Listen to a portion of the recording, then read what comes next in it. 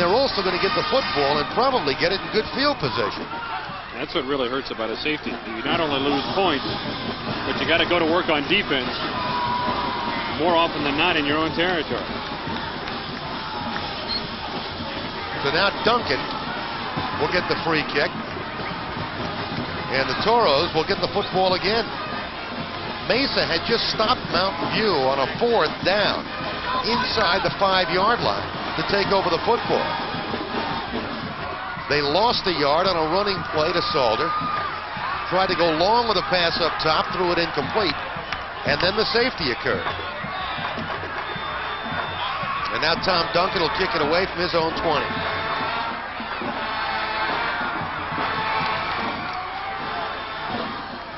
Mesa, perfect in league play, 6-0, trying to wrap up the Central Region Championship with a win tonight and leading 6-0. Mountain View trying to tie for the league lead with a win tonight at 6-1. Other big games tonight in the Central Region. Of course, that Dobson-Westwood game, a very big game. And an interdivisional game tonight, Marcus Deniza playing Moon Valley. Kick coming down and whistles blow. And let's see what the call is. The flag is not down on the field. Do not see a penalty flag anywhere, just the whistles blew. And now they signal a timeout call by Mesa. That doesn't make any sense. So some confusion down in the field right now.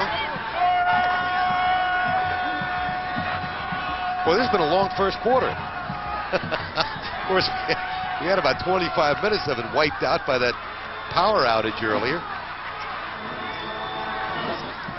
So Duncan will do it again. The deep man, the lone deep man, is Mac Fitch. He stands at about his own 30, and everybody else up at a wall at about the 45.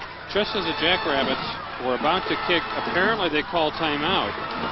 And the only change I see is they substituted kickers.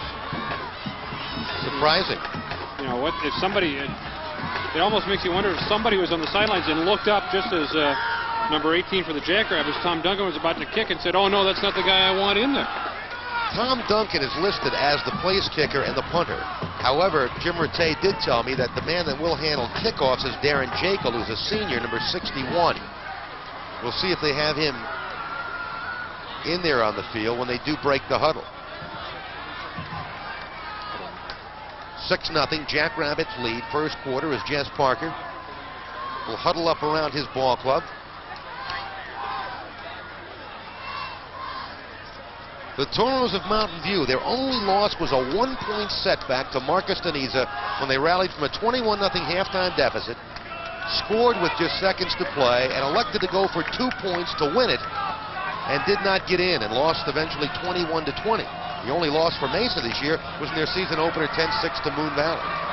You're right about one thing. If the rest of the remaining 3 quarters take as long to play as the first quarter, this game won't be over until tomorrow. Well, it's going to be Orlando McKay who will handle the kicking right now for Mesa. He steps into it, underway, nice punt. He tries pitch back to his own 25-yard line. Mack looking for a hole. He swings wide. He's out over the 40 to the 45-yard line, still there.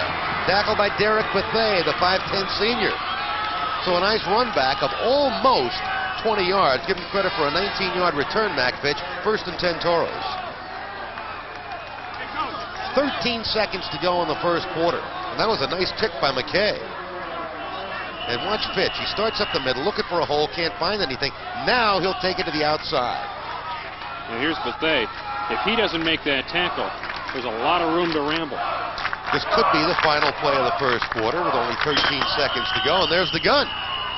So that is the end of the first quarter here at Toro Stadium with our score. Mesa 6, Mountain View 2. Back with more in a moment. 6-2, Mesa leading. Trevor Cavanaugh to pass. He is being rushed. He gets away from trouble and now has some running room. And Cavanaugh driving all the way down to the 40-yard line of Mesa, where he's got enough yardage for a first down. The tackle made by linebacker Jim Richardson. Well, he really made a good move about the 50-yard line where he faked to his right, sent a Mesa man in that direction, and then came back to his left and picked up 10 more yards.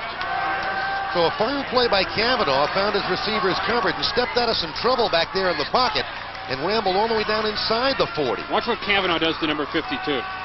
Great move. He really put a great move on Jason Abney. And then ran into his Then own ran man. into Lindhorst and finally got stopped. 1st and 10 Toros. Draw play. Jason Phillips. Got a couple. To about the 37. Stacked up there. Be 2nd down. Tackled by Frank Winters, 6'3" junior. Statistics, look at Mesa with the passing yardage. 67 yards on that drive when Richardson was perfect. And Mesa leading in the football game 6-2. Toros just got the ball back after sacking Richardson in the end zone for the safety. They took the punt back to their own 44 and have moved it now to the 38-yard line of Mesa.